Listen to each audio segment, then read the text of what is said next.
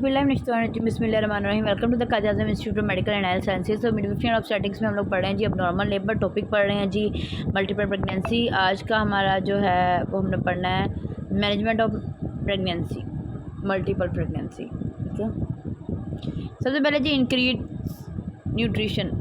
Mother carrying 2 और मोर फिटसेस need more calories, यानी कि protein and the nutrients including iron. High weight gain is also recommended for multiple pregnancy. उन्होंने बोला जो औरतें एक से ज़्यादा बच्चे को कैरी करती हैं ना, तो उनको ज़्यादा न्यूट्रिशन की ज़रूरत होती है, ज़्यादा कैलोरीज की ज़रूरत होती है, ज़्यादा प्रोटीन की ज़रूरत होती है, ज़्यादा आयरन की ज़रूरत होती है, उनको वेट गेन की भी ज़्यादा ज़रूरत होती है। The American college of obstetrician and gynaecologist recommend women carrying twin gain at least 30 से 35 टू 45 पाउंड्स। उन्होंने बोला कि जिन औरतों को ट्विन्स होते हैं ना, उनको 35 से 45 पाउंड वेट गेन करना चाहिए। More frequent prenatal visit to check for complication and to monitor nutrition and weight gain, यानी कि उसको ज़्यादा एंटीनेटल विजिट के लेना चाहिए ताकि ये देखें कि उसका वेट सही गेन हो रहा है, न्यूट्रिशन उसकी प्रॉपर है, कोई कॉम्प्लिकेशन वगैरह तो नहीं है। Increase rest. Some women may also need bed rest either at home or in the hospital depending on the pregnancy complication or the number of fetuses। उन्होंने बोला कुछ औरतों को ना बेड रेस्ट की ज़रूरत होती है, या तो हॉस्पिटल में या तो घर में, डिपेंड करता है उनके पास कितने फिटस हैं और प्रेगनेंसी का कौन सा कॉम्प्लिकेशन है। Higher order multiple pregnancy often require bed rest beginning in the middle of the second trimester. उन्होंने बोला कि पहले तो बिगिनिंग में उनको बेड रेस्ट की ज़रूरत होती है, फिर middle of the second trimester में उनको ज़रूरत होती है। मैटरनल एंड फीटल टेस्टिंग में भी needed to meter the health of the fetus specially there are pregnancy complication. अगर प्रेगनेंसी का कोई कॉम्प्लिकेशन है तो बच्चे की बेहतरी के लिए देखने के लिए उसका हम लोग क्या करेंगे, टेस्ट वगैरह करवाएंगे, मीन अल्ट्रासाउंड वगैरह हो गया, ये करवाएंगे। आगे जी टोकोलाइटिक मेडिकेशन। टोकोलाइटिक मेडिकेशन में भी given if preterm labour occur, अगर तो लेबर अकर हो जाता है ना, तो लेबर शुरू होता है तो फिर टोकोलाइटिक मेडिकेशन देते हैं to help slow stop contraction, ताकि कॉन्ट्रैक्शन या तो बंद हो जाए या तो स्लो हो जाए। दीज में भी given hourly in an injection और इंट्रावेनसली, यानी कि इंजेक्शन के तौर पर भी दी जाती है, इंट्रावेनसली और ऑरली भी देते हैं। Tocolytic medication often use include terbutaline and magnesium sulphate, यानी मैग्नीशियम सल्फेट और ट्रिब्यूटालाइन देते हैं हम लोग। ठीक है, कॉर्टिकोस्टेरॉइड मेडिसिन। कॉर्टिकोस्टेरॉइड मेडिकेशन में भी given to help mature the lungs of fetus. Corticosteroid medicine जैसे डेक्सा वगैरह हो गया, वो हम देते हैं बेबी के लंग्स को मैच्योर करने के लिए। Lung immaturity is a major problem of premature baby. जो बच्चे प्रीमेच्योर होते हैं उनका लंग्स मैच्योर जो होते हैं ना नहीं होते, वो ये सबसे बड़ा इशू होता है। Cervical cerclage. सर्वाइकल सर्कलेज या procedure you to seizure cervical opening, यानी कि सर्विक्स की ओपनिंग को हमने क्या कर देना है, स्टिच लगा देना है। Is use for women with an incompetent service, जिनकी इनकम्पिटेंट सर्विस है। Some women with higher order multiple में require cerclage in early pregnancy. कुछ औरतों को अर्ली प्रेगनेंसी में सर्कलेज की ज़रूरत होती है।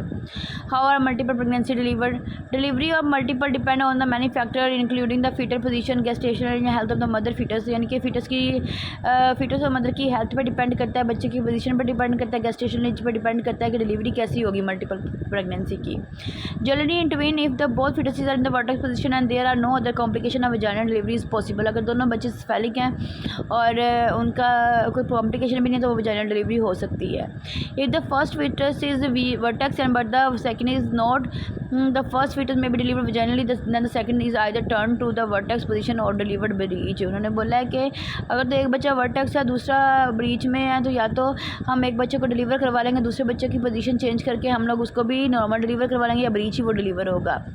एमरजेंसी सिजेरियन बर्थ तो सेकंड fetus में भी नीडेड, और हो सकता है कि एमरजेंसी में सिजेरियन सेक्शन भी करना पड़ जाए उसका सेकंड बेबी के लिए। If the first fetus is not vertex, both babies are delivered by caesarean. अगर एक बेबी भी वर्टेक्स नहीं है तो हम लोगों ने दोनों को सिजेरियन करवा दें, इनके दोनों बेबी सिजेरियन से ही हमने डिलीवर करवाने हैं।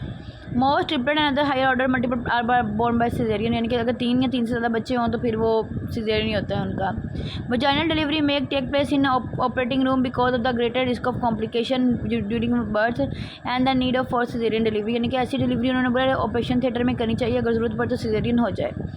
Caesarean delivery is usually needed for fetus that are in abnormal position for certain medical condition of mother and fetal distress. अगर बच्चा डिस्ट्रेस में या माँ डिस्ट्रेस में है और बच्चे की पोजीशन वगैरह ठीक नहीं है तो फिर इस सूरत में सिजेरियन डिलीवरी बनती है।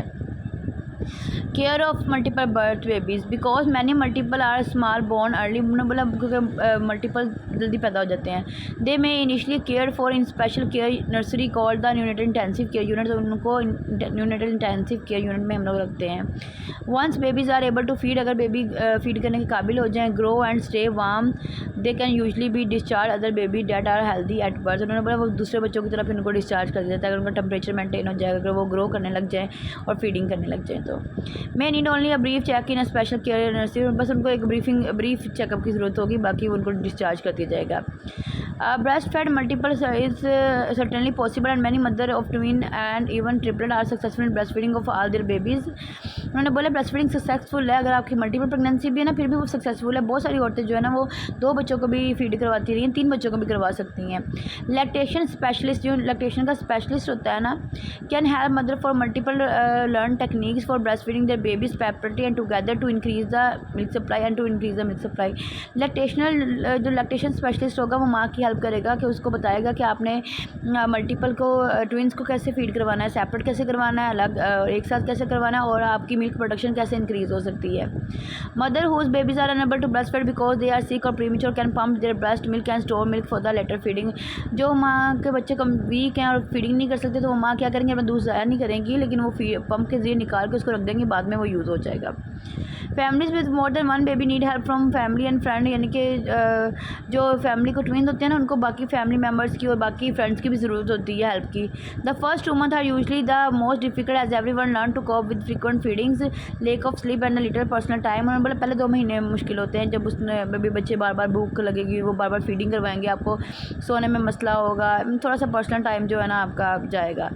Having help for household course and daily task can allow the mother the time she need to get to know her baby for feeding and for rest and recovery from delivery, उन्होंने बोला है जो औरतें घर का काम वगैरह करती हैं, डेली के टास्क वगैरह करती हैं, उसमें माँ को इजाज़त है कि जब बच्चे को माँ को पता होना चाहिए कि कब बच्चे ने बेबी को फीड मतलब बेबी ने फीड करना है, कब रेस्ट करना है और डिलीवरी से रिकवरी उसने किस तरह करनी है। ठीक है।